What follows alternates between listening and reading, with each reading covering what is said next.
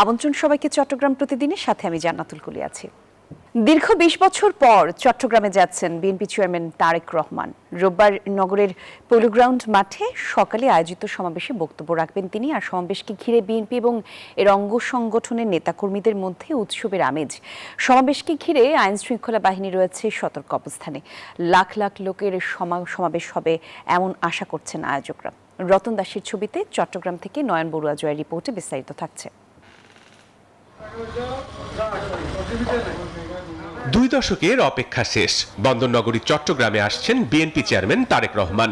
প্রিয় নেতাকে স্বাগত জানাতে এরই মধ্যে ব্যানার ফেস্টুনে ছেয়ে গেছে চট্টগ্রামের ঐতিহাসিক পলো গ্রাউন্ড মাঠ। বিশাল আকৃতির 100 ফুট দৈর্ঘ্যের ও 60 ফুট প্রস্থের মঞ্চ প্রস্তুত। রোববার সকালে বিএনপির মহা সমাবেশে বক্তব্য রাখবেন তারেক রহমান। লাখো লোকের সমাগম হবে এমন আশা করছেন বিএনপি নেতৃবৃন্দ।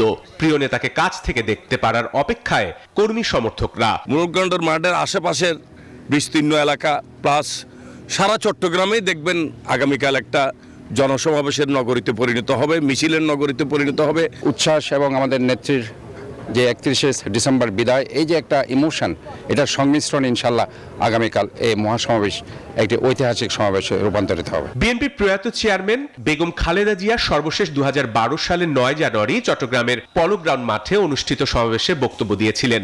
এর 14 বছর পর একই মাঠে দলটির চেয়ারম্যান হিসেবে তার সন্তান তারেক রহমান বক্তব্য দেবেন। ইনশাআল্লাহ উনি একটা ভালো রোডম্যাপ দেবেন এবং একটা সুন্দর অনুষ্ঠান হবে এবং লক্ষ লক্ষ লোকের সমাগম হবে। চট্টগ্রামে যে উনি আসা উপলক্ষে যে উৎসবমুখর পরিবেশ সৃষ্টি করেছে, সেটা কালকে চট্টগ্রামবাসী দেখবে। তারেক রহমানের আগমনকে ঘিরে আইন শৃঙ্খলা বাহিনী রয়েছে সতর্ক। সভাস্থলে রয়েছে 4 স্তরের নিরাপত্তা ব্যবস্থা। সড়ক জুড়ে বসানো হচ্ছে পুলিশি চেকপোস্ট। আশেপাশে প্রত্যেকটা পয়েন্টে চেকপোস্ট হবে যাতে কেউ ব্যাকটেক নিয়ে এই প্রোগ্রামে প্রবেশ করতে না পারে। এদিকে ফিরতি পথে ফেনী, কুমিল্লা, নারায়ণগঞ্জে একাধিক পথসভায় যোগ দেবেন Tarek Rahman. Desk report, news 24। চট্টগ্রামের পোলো গ্রাউন্ড মাঠ থেকে আজ দুপুরের পর থেকে আমাদের সহকর্মী নয়ন বড়ুয়া জয় এবং আমাদের আরেক সহকর্মী আকরাম হোসেন নানা রকম খবরাখবর দিয়ে আসছিলেন। আমরা তার সঙ্গে আরো একবার সংযোগ স্থাপন করলাম। 2 জন সহকর্মী আছেন। আর একটু জানতে চাই চট্টগ্রাম থেকে এই মুহূর্তে নয়ন বড়ুয়া জয় একটু আমাদেরকে জানাবেন আগামীকালকের জনসমাবেশ ঘিরে অর্থাৎ জনসভার যে প্রস্তুতি এই মুহূর্তে কেমন পর্যায়ে রয়েছে। ধন্যবাদ কলি। এর আগের ঘন্টায় কিন্তু আমরা দেখানোর চেষ্টা করছি মঞ্চ একেবারে প্রস্তুত। কিছুক্ষণের মধ্যে চট্টগ্রামের মাটিতে পা রাখবেন তারেক রহমান। তো বিমানে করে কিন্তু আসলে চট্টগ্রাম আন্তর্জাতিক বিমানবন্দর হয়ে কিন্তু এখানে আসবে। এর পরে কিন্তু রেডিসন ব্লু যে 5 তারকা হোটেল রয়েছে সেখানে প্রবেশ করার কথা রয়েছে, সেখানে রাত যাপন করবেন। আগামীকাল সকালের দিকে এই আমি যেখানে আছি পলো গ্রাউন্ড মাঠে, আমরা একটু দেখানোর চেষ্টা করছি। এই পলো গ্রাউন্ড মাঠে সেখানে সমাবেশে যোগ দেবেন, এখানে বক্তব্য দেবেন তারেক রহমান। দীর্ঘ 20 বছর পর তারেক রহমানের যে চট্টগ্রামে আগমন, তো আমরা দেখতে পাচ্ছি নেতাকর্মীদের মধ্যে একটা উচ্ছ্বাস দেখা যাচ্ছে। তো এখানে একেবারে যে প্রস্তুত করা হয়েছে মঞ্চ, একে সাথে নেতাকর্মীরা অপেক্ষায় আছে কখন তারেক রহমান চট্টগ্রামে আসবেন সেই অপেক্ষায় আছে। নেতাকর্মীরা যেমনটা জানিয়েছেন যে এখানে তারেক রহমানের যে অপেক্ষা, তারেক রহমানের জন্য যে অপেক্ষা, সেই অপেক্ষায় আছে বলে আমাদেরকে জানিয়েছেন। আইন শৃঙ্খলা বাহিনীর কথা যদি আমরা আপনাকে জানাই, তো তারা সতর্ক অবস্থান থাকবে, সেনাবাহিনীর পাশাপাশি অন্যান্য বাহিনীও থাকবে। এই ছিল আমার এখানকার সর্বশেষ। আমার আরেক সহকর্মী আছেন চট্টগ্রাম বিমানবন্দরে, সেখানে আছেন আকরাম হোসেন। আগে বিমানবন্দর কর্তৃপক্ষ জানিয়েছেন আরো 30 মিনিট এগিয়ে 7টার দিকে তারেক রহমানকে বহনকারী বিমানটি চট্টগ্রাম বিমানবন্দরে অবতরণ করবেন। সেই উপলক্ষে কিন্তু ইতিমধ্যে চট্টগ্রাম বিমানবন্দরের নিরাপত্তা ব্যবস্থা জোরদার করা হয়েছে। তার ব্যক্তিগত চেয়ারপারসন, সিকিউরিটি ফোর্স এর সদস্য যারা আছে তারা বিভিন্ন জায়গায় অবস্থান নিয়েছেন। তাদের সাথে সমন্বয় করে আইন শৃঙ্খলা রক্ষাকারী বাহিনী কিন্তু নিরাপত্তা জোরদার করেছেন।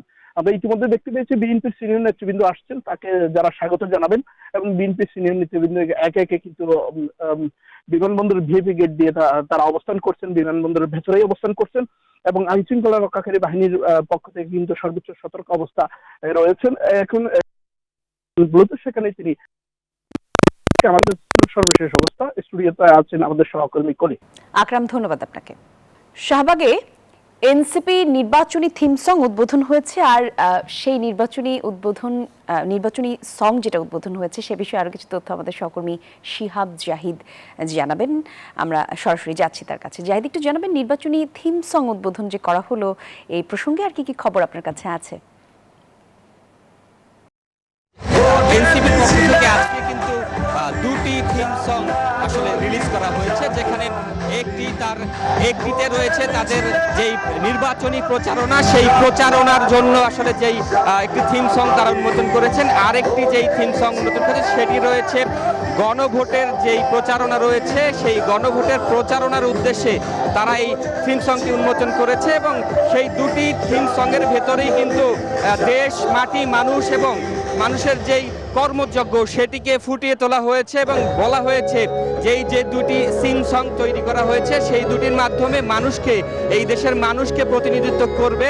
এবং যখন এই থিম সং উন্মোচন করা হয় তখন কিন্তু এনসিপির যেই নির্বাচন প্রচারণা কমিটির যেই চেয়ারম্যান রয়েছেন আসিফ মাহমুদ সবুজ ভুঁইয়া, তিনি কিন্তু কথা বলেছেন এবং তিনি জানিয়েছেন যে তাদের যে আজকের এই অনুষ্ঠান সেটি মাদুর পেতে এই আসলে অনুষ্ঠানটি করা হয়েছে। এবং আজকের এই থেকে আমাদেরকে জানানো হয়েছে যে এই থিম সংগুলো আসলে বাংলাদেশের মানুষের প্রতিনিধিত্ব করবে।